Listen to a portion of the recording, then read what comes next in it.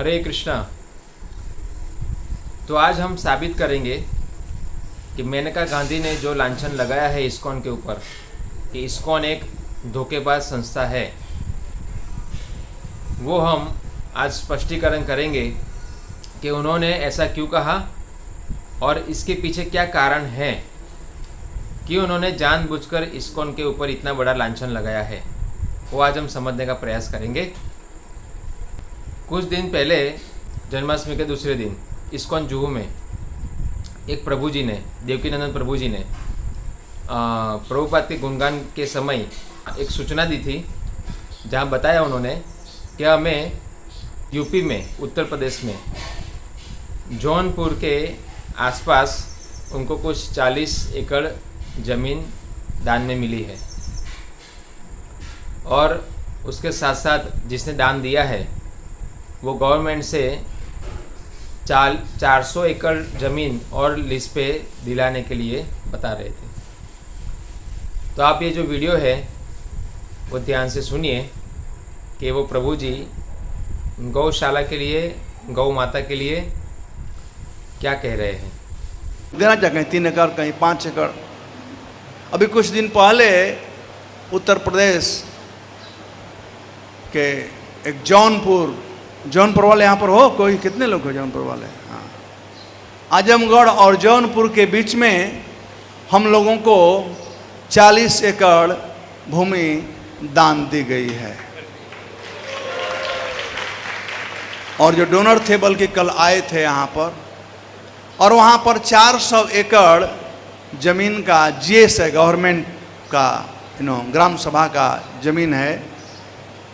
तो वे कहे कि प्रभु जी इसके लिए हम कुछ व्यवस्था करेंगे कि इस कान को लीज पर मिल जाए। तो हम लोग प्लानिंग कर रहे हैं कि आज जो गाय हैं, लोग गाय तो रखते हैं लेकिन गाय के बछड़े और बैल लोग रोड पर छोड़ देते हैं। और हम लोगों के पास भी परेशानी है, जैसे तलासरी में हमारे पास आज 150 लगभग बैल और बछड़े हैं। तो उन लोग खिलाते हैं, कुछ 30-35 लोगों से काम लेते हैं और सब लोग तो खा करके आराम करते हैं, लेकिन हम तो बेच सकते नहीं हैं। तो हमारा प्रोग्राम है वहाँ पर कि यूपी के जितने भी बछड़े और बैल हैं उनको ला करके वहाँ पर वो 200 एकड़ में रखेंगे और फिर काऊ प्रोडक्ट तैयार करेंगे। प्रभुपाद जी, मैं कह रहा था कि किस प्रकार से आपके कृपा से प्रचार प्रसार बढ़ रहा है और बहुत जोर शोर से बढ़ रहा है। कांग्रेगेशन बढ़ते जा रहे हैं, यूथ प्रीचिंग के द्वारा फुल टाइम डिवोटी बनते जा रहे हैं। तो ये जो आजमगढ़ और जौनपुर के बीच में जो इस्कॉन को ज़मीन मिली है, उसी के बगल में सुल्तानपुर है और सुल्तानपुर की एमपी है मेनका गांधी। तो हमें लगता है कि मेनका गांधी जी को ये बात खटकी है, चुभी है कि इस्कॉन को इतनी बड़ी ज़मीन मिलने जा रही है, 400 एकड़। और इस्कॉन सक्षम है क्योंकि वो 400 एकड़ में बड़ा गौशाला बनाने का प्रयोजन है कि सभी गाय वहाँ पर सुरक्षित रहे। तो ये प्रभु ने जो बताया, उसने कहा है कि हम लोग गायों को बेच नहीं सकते, बछड़ों को, इसलिए हमें बड़ी जगह चाहिए इसको और अच्छे से पालन पोषण करने के लिए। तो इस्कॉन सक्षम है, इसीलिए सरकार देख रही है और योगी आदित्यनाथ जी भी कह रहे हैं कि इस्कॉन बहुत ही अच्छे से गौ सेवा करता है। तो इसे सरकार देना चाहती है और मेनका गांधी जी को ये बात पसंद नहीं आई, इसीलिए उन्होंने जानबूझकर इस्कॉन को धोखेबाज संस्था कहा है। क्योंकि अगर इस्कॉन की निंदा करेंगे तो इस्कॉन को ज़मीन ना मिले, इसलिए। तो ये सब आप समझ सकते हैं। और योगी आदित्यनाथ जी कहते हैं कि गायों की जो प्रोडक्ट है वो और ज़्यादा बढ़नी चाहिए। वेगनिज्म नहीं कहा है उन्होंने। यहाँ पर दुग्ध प्रसंस्करण का एक केंद्र हम सबको देखने को मिला है, उसका भी लोकार्पण का कार्यक्रम आज यहाँ पर हुआ है। मेरा ये मानना है, मैं यहाँ पे गौशाला में भी गया हूँ, मैंने देखा उन्नत नस्ल की भारतीय गोवंश यहाँ पर देखने को मुझे मिला है।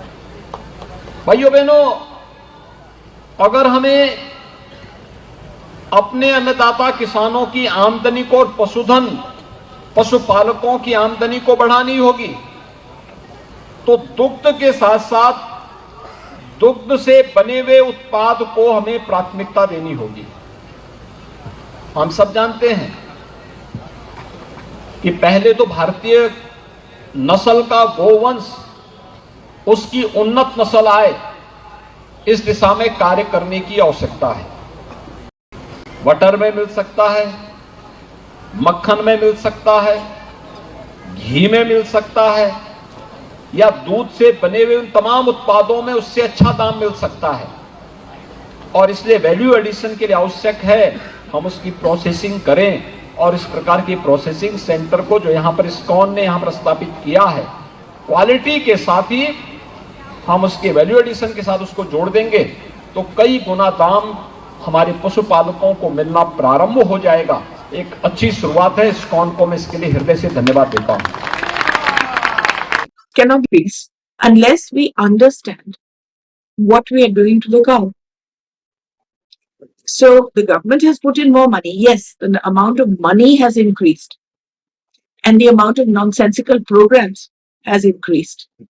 But the actual meat production, it's a total failure. बहुत लोग जो लोग मूवी देख रहे हैं, like one common question I am getting is what is the solution for farmers, dairy farmers? कोई solution नहीं है, डेयरी फार्मिंग बंद करें। So what is the economic alternatives for them? करें। अब हम लोगों ने क्या ये सवाल पूछा था जब टांगे वालों ने हमसे कहा कि गाड़ी मत खरीदो, तो किसी ने गाड़ी नहीं खरीदी क्या कि टांगे वालों का बेनिफिट देना? वहां भी तो लाखों लोग अपने टांगों के साथ रह गए। तो फिर क्या हमने, जब हमसे कहा गया कि मोमबत्ती वालों के ऊपर रहम करो, बिजली ना चलाओ, तो क्या हमने उनके ऊपर रहम किया? जब कोई चीज बुरी होती है तो ये बुरी होती है। ये डेयरी को कंपैशनेट होना इम्पॉसिबल, इम्पॉसिबल। जो अपने आप में जो व्यापार क्रूअल है, वो व्यापार को कहना कि इसका ऑल्टरनेटिव है कि हम गायों को अच्छी तरह से रखें, हम गायों को पुचकारें, हम गायों, हो ही नहीं सकता है। इवन जर्नीज इतनी बुरी तरह से रखते हैं। सबसे बड़े जो यहाँ देश के धोखेबाज है वो है इस्कॉन। वो रखते हैं गौशाले और सरकार से दुनिया भर के उनको फायदा मिलता है गौशाले चलाने के लिए, बड़े बड़े जमीनें मिलते हैं, सब कुछ। ऐसा क्यों होता है कि एक नेता अलग बोल रहे हैं, एक नेता अलग बोल रहे हैं? ऐसा क्यों है? मेनका गांधी बोल रही है कि काउ प्रोडक्ट डेयरी बंद करो, हाँ, और यहाँ पर योगी आदित्यनाथ जी कह रहे हैं और डेयरी को बढ़ाओ।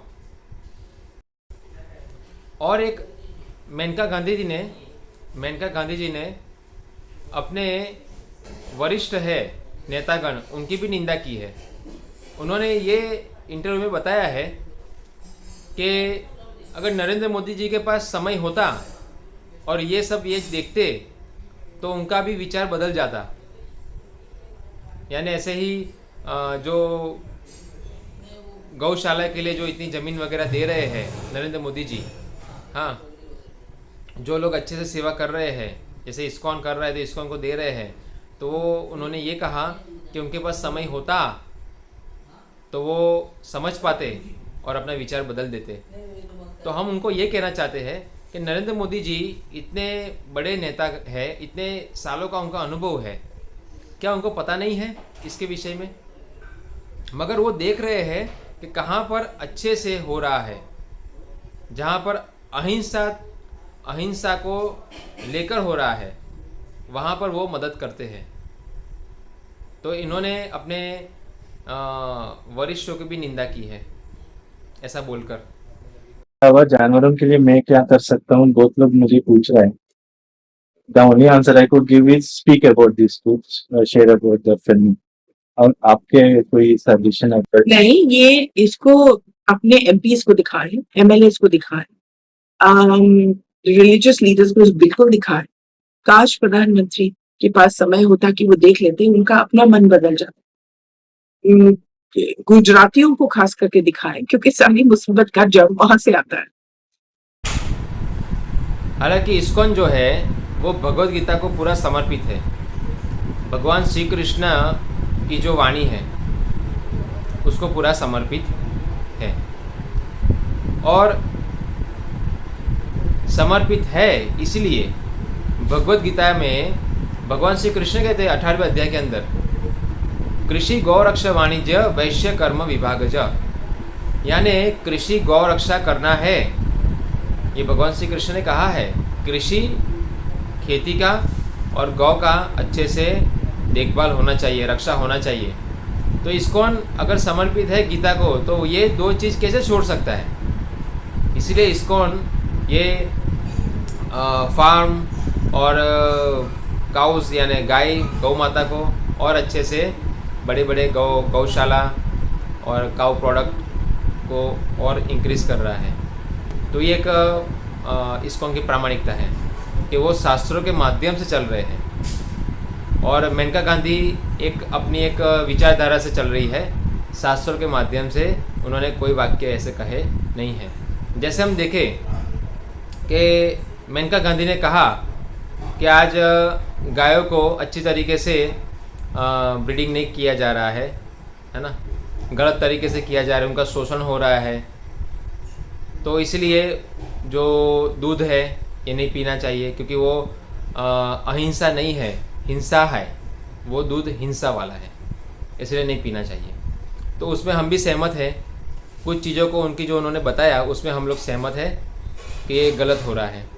मगर ऐसा नहीं है कि कुछ चीज़ गलत है तो वो सुधर नहीं सकती। जैसे आँखों में मोतिया होता है, तो हम क्या पूरी आँख ही निकाल देते हैं? नहीं, आँखों का हम क्या करते हैं, मोतिये को निकालते हैं। आँख ऐसी की ऐसी रहती है। तो इसी प्रकार समाज में हम देख सकते हैं आज गौ माता के प्रति जो गलत चीज़ें हो रही है उसको हमें सुधारना चाहिए, नहीं कि हम लोग इस चीज़ को बंद ही कर दें। तो हमें उस पर ध्यान देना चाहिए कि किस प्रकार हम इस जो परिस्थिति को सुधार सकें। तो ये चीज़ मेनका गांधी जी को थोड़ा ध्यान में रख के बोलना चाहिए था।